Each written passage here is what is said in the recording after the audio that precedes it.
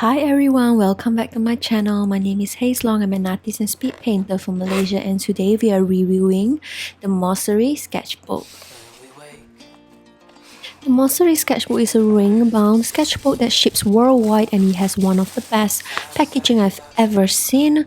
And the colors are so pop and colorful, it just brings joy when you're unpackaging it. Here you can see the gold stamping personalization that they did for me, and at the back you can see an embossed logo of Mossery. As you flip open the sketchbook, you can see there's a new pamphlet inside with some of the artwork by artists around the world using Mossery. And then here in this envelope, you can put in whatever you like. I like to put in my stencil. And before the sketch papers, you have a few pages where you can put in your details, your values and beliefs, goals and achievements. Then we have the paper of the sketchbook. This paper is either 224 GSM to 300 GSM, and it can also be in cotton. So this is great for watercolor. Right at the back you have another envelope in gray, and you can slot in anything you like. Now let me show you my Mossery sketchbooks that I have so far. So these are the ones that I have. You can see they are wrapped in plastic. I wrap them in plastic so that they don't get dirty as I'm painting, because sometimes the table can be a little bit dirty. As you know, most sketchbooks are lay flat binded, but this is actually ring binded, but it doesn't really bother me. I love it anyway. This is actually a study sketchbook that artists don't usually show anyone. So you can see inside there's a lot of stickers. The stickers are actually there because the cover was a little bit dirty.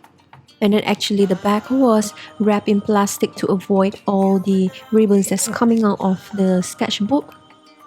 This one is wrapped better because I have a lot more experience by then, and it's also securely taped at the ring binded side. Then when you flip open in the pocket, I have a palette, and then the back parts I have some masking tape so that I can mask painting as I'm going along. And then here you can see a brown paper that I use to shield paintings from getting dirty. Back to my study sketchbook, let me show you my back envelope. I have some face anatomy guides here that I've pre-cut already so that I can quickly sketch faces. And then I also have my label stickers. You can see my label stickers on the pages already. They are all neatly labeled to go to any page that I like. Now for the first page, I like to set it as an index. So I list down every single page, I number them, and then I label them so that I can find them as easily as possible.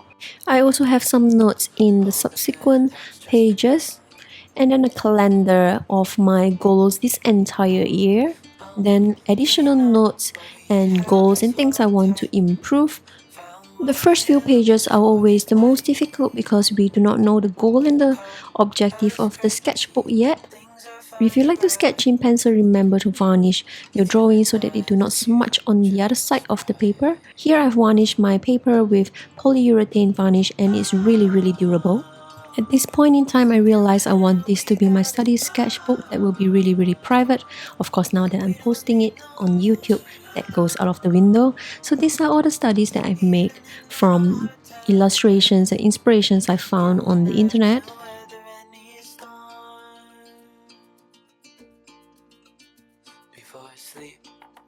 The paper is thick enough to withstand the application of masking fluid and also the removal of masking fluid. This is so important because I have so many paintings destroyed because the paper was tearing off. There's only a very slight warp when you're doing very heavy washes like this. This paper is not very suitable for ballpoint pen. It causes leaks in my pen, and it requires a smoother paper for the pen to work properly. Also, the pen wasn't really good to begin with. The paper can take a lot of watercolor layers, but you just have to be mindful that you have to wait for each one to dry if you do not want to lift off the previous layer's colors. But once it's dry and you layer on more colors, the previous layers are pretty stable and does not come off unless you really rub very hard. On the other hand, if you use just water and try and scrub and blend colors again, the colors actually do come off after some time, and this is quite useful if you want to reblend certain areas. These are actually form studies that I've learned in some of the books that I've been reading online. And this is the book that I keep all my anatomy studies. So anytime I need to refer to any guides or grades, I come back to this book. Over time, I get more and more anatomy guides, and then sometimes I extend the pages with more guides that I find online.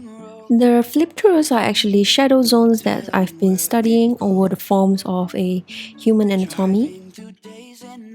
I think everyone needs a sketchbook like this, which is like a secret reference sketchbook for their art.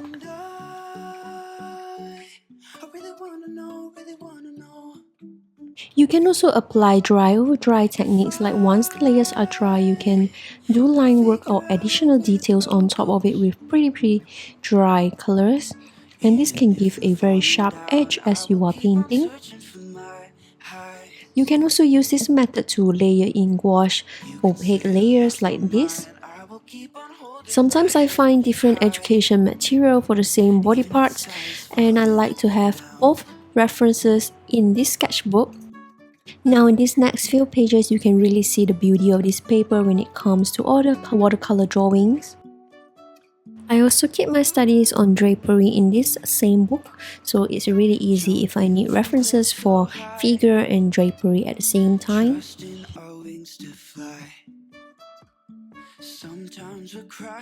When you're using gouache on this paper, please be careful because it can be a bit patchy like what you can see here if it's not really diluted or really thick, so make sure you are using it diluted or using it thick but not in between.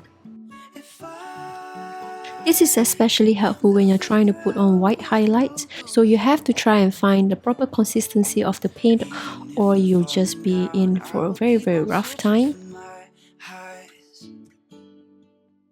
But once you get the hang of it, the line work is a joy to do, and the paper is really versatile and accommodating to whatever techniques that you're trying to try with your watercolor. And I think that this is a great paper overall. In my study sketchbook, I also have anatomy studies, comparison between realistic anatomy versus anime anatomy. I also keep important notes that I read from painting books in this sketchbook so that I can constantly remind myself. And here on the orange page, there are some texture tests using brushstrokes. Overall, I think this is a great sketchbook for you to have, despite it being ring-binded. I love it and I use it all the time, so I would recommend this to anyone. So if you like it, just go to mossery.co to get your own sketchbook. You can personalize it, and right now there's a 15% off until the end of this month if you use the discount code here. Thank you so much for watching till the end, and I hope you enjoyed today's video. Like and subscribe, comment if you have any questions, and I'll see you next time. Bye!